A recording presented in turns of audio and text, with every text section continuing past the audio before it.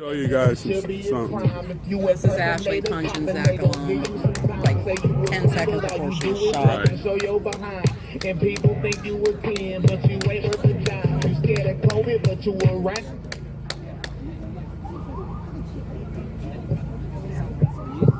Thank you, Stormy. Hello. No problem. Hello. Can you Hey, hear how are things going? Yes, I can. me? I couldn't hear anything the first time you called, so I'm sorry about the technical difficulties we've been facing. No, it's That fine. was- What's going on? You got That was exercise Ashley going punching on the out there guy or that what? broke the window. Oh, we got a big Sunday night On, party, a little January shindig 6th. get together. We You know, got to talk a to bunch of him at patriots out Lynchburg. here, so everything's good. Awesome. Well, Lewisburg, my name is we Matt were there. Silva, and I'm inmate number 35960, calling you live from the DC Gulag. Would it be all right if I read a little something? Of course. Sunday night, This we're being hoping you Sunday. Okay, great. Yeah. Let me know at any time you can't hear me. Okay. Right now in a prison pod in our nation's capital, Washington, D.C., a man sits hunched over next to a payphone. His back is to the common area, and his free hand is casually held over his face. He's hiding his tears because over the phone he hears the news about how his former life outside jail is coming apart piece by piece, and there's nothing he can do about it. According to the Department of Justice, he faces a slew of federal felony charges. But in the minds of everyone else, including the prosecutors, his real crime is that he protested for the wrong party. He is a victim of a tyrannical system that used half-truths and outright falsehoods to turn neighbor against neighbor, brother against brother. The regime needed sacrificial victims, and the regime media happily complied. So innocent Americans suffer, all to stop one man and the political movement he represents. America has faced many dangers before, but not since the Civil War has our peril threatened the very fabric of the Republic the way it does today. There is no doubt that these are the darkest of days. Our young country has been turned by despotic minds into a de facto police state. This is the age when corporations harvest our data, our messages, even our faces, and then feeds it without subpoena or permission to a brutal national police force. It is the age when the worst criminals, terrorists, and human and drug traffickers, roam free, while farms are raided in order to throw entire families into prison. It's the age when Biden's selfish exploits foment world chaos and large-scale violence. For the first time in a generation, we once again face the threat of nuclear annihilation. These are the darkest of days. So it begs the question, why? How could so few do so much damage? Not just here in our own country, but across our beautiful planet. The answer is simple. Selfish and greedy men have risen to places of power, and now they jealously guard that power. To put it clearly, they love themselves even at the cost of their own government, their own culture, or the very lives of their own people. Unrepentant and unyielding, they represent the worst that mankind has to offer. This is always the way when you deal with despots. And though we are hemmed in by darkness, the light of the American spirit refuses to go out. Even now, in the infamous DC Gulag, political prisoners still gather to sing the national anthem every night. They refuse to relinquish their love of our country and hold fast to the belief that their suffering is in the name of making America great. And for every informant or bitter moral coward who does the bidding of the DOJ, there are at least twice as many supporters who offer these same people aid and prayers so that they may rest in the knowledge that they are not alone. And though this challenge we face is unique, the same can be said of all other challenges our nation has faced and conquered. We have banished the oppression of the tyrant king. We smashed the bonds. We have sailed beyond the horizon and even conquered the moon. We have many times rescued our allies from the threat of totalitarianism, one similar to that which we face here at home today. Nothing is beyond our power, including defeating once and for all the vile oppression we face. The flame of liberty burns within our hearts, and we will cast back the endless gloom of oppression with that very same light. We will close our border and send the terrorists, along with the drug and human traffickers, packing, one way or the other. We will reestablish safety in our borders, even as we reforge peace in Ukraine and Middle East. Back to the way things were before Biden. We will hold those in government accountable to God and country alike so that the bureaucracy never again forgets their place as public servants and not as regulatory lords. Our opponents seek to reforge the bonds of slavery we long ago cast off. They want to be the rulers of the techno-autocratic hell of their own design. They seek to extinguish the light of liberty and hold us down by the force of their will. But America cannot be held down. That's the truth behind the fact why we represent our country with the powerful eagle. Like that noble bird, America always rises. Americans are born to rise to every occasion and to every challenge. No matter how small or how seemingly impossible, there is nothing we cannot do. We will not be cajoled or cowed into submission. We will not allow our birthright to be taken from us by threats or violence.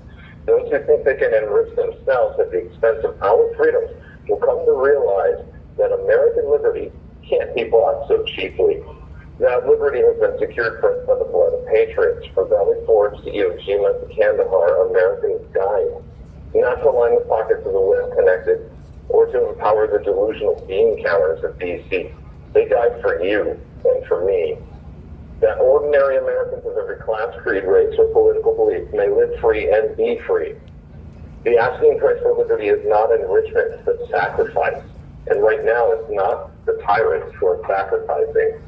Those who are sacrificing are ordinary Americans, businessmen, engineers, police, mothers and fathers, sons and daughters. That is the suffering in the current age in the name of American liberty. Not the fat cat politicians, not the coddled regime media mouthpieces, not the cruel lobbyists who are pulling their strings. 2024 will be the year when the bill for their excesses and our suppression will be due. That is the year when we take back our country and restore a government that is by, for, and of the people. That is the year we reform the bureaucracy to make sure that these rampant political abuses never happen again. That is the year future generations will look back on and recall how our nation pulled itself away from the brink. People will remember 2024 as a time of great struggle and severe testing. They will recall the clash between freedom and tyranny that took place across the country. They will tell how at the time it seemed like nothing but darkness and difficulty. But in the end, that freedom triumphed and justice prevailed. Amen. The fight is not over, and we still have a ways to go, but I promise you we will rise to this challenge as we have always done, and we will secure the blessings of freedom and liberty for generations to come. That was my speech, I guess. I decided to do a speech this time. Right on. Oh, thank all you. The way, thank all you. the way. I absolutely hated it for 3 days, and I worked on it a little bit more today. It turned out a little bit better. Thank you very much. It's very kind. We do. So, We look forward to I'll be Sunday clipping. night I'll be meeting, clipping that and putting it on, gathering my one of social the media, highlights of our folks. week. Matt, this is Dwight. Yeah. Hey, Dwight. Yeah, have you thought of compiling all of your Sundays features into A book. Gulag Chronicle 2? That's right. Come on. Yeah, That's not a bad idea. Yes. That's not a bad idea. Right now, I handwrite these all out, and then I stuff them in an envelope to my wife, along with all of my other letter writing that I do for her. So she gets a lot of that stuff, and I can guarantee that she's holding on to it.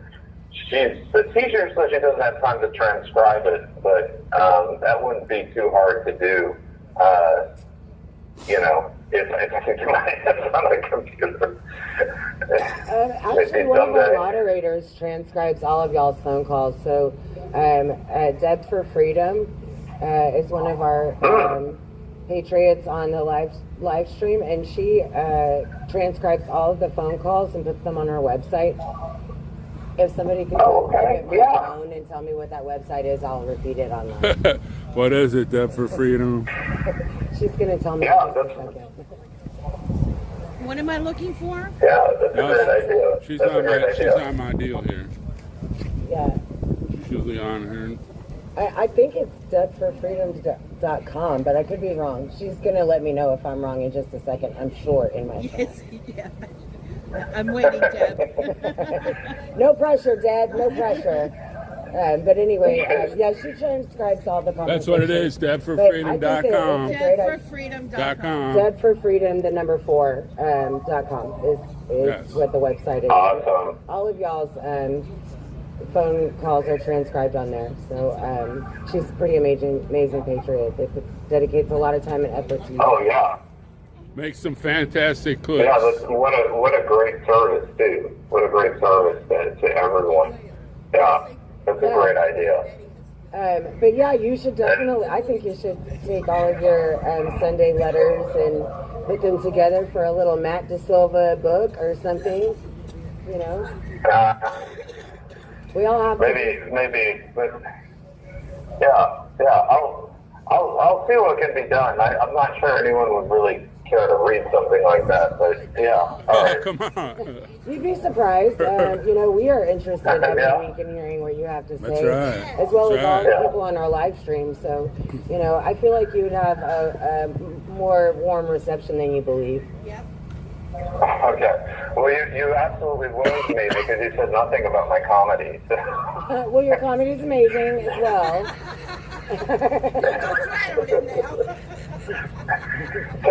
So I got a little bit of comedy to relate. I don't know how much time we have left, but today I went full force with the magic shave again, and because I just look too scruffy, and I decided to be smart and not follow the directions and leave it on for like 10 minutes at a time.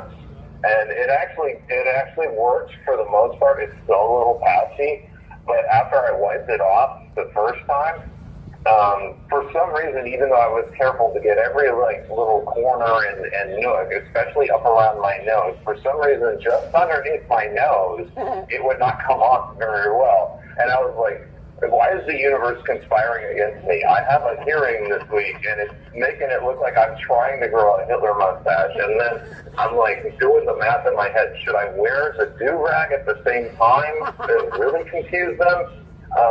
But no, what I ended up doing is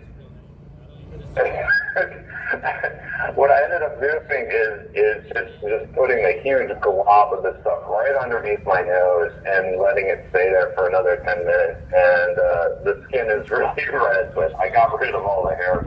Thank goodness. That was extremely painful. I think I was smelling that stuff and feeling the sting for at least 4 hours afterwards. It was almost stomach churning, the pain. But I think I'll look somewhat presentable this Wednesday. So that's my goal. Is to not look like I just crawled out of a hole somewhere. Well, I was told that if your attorney requests it, you guys can get haircuts and shaves for court. But your attorney has to call the jail and request it. Now, I don't know, but that is what I have been told. So I'm going to try to confirm it this week with my own husband. I just don't know. Mm-hmm.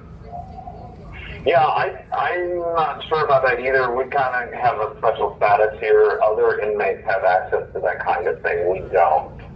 So I think that might be because of our status. You have 1 minute remaining. Otherwise, we wouldn't be using the magic shave in the first place. But I mean, they do set you up a little bit better for trial. I think you do get access to a razor if you're going to trial, and they let you change your clothes. But everything else, you have to, come as you are, basically in your oranges. All right, Matt. Well, they're about to cut us off, and we don't like it when Greta catches us. So we will hear you at the end. Here, I'll sing real loud and dance. All right, you guys, you keep being awesome. Love you guys. Pray for you. All right. See you guys later. Night.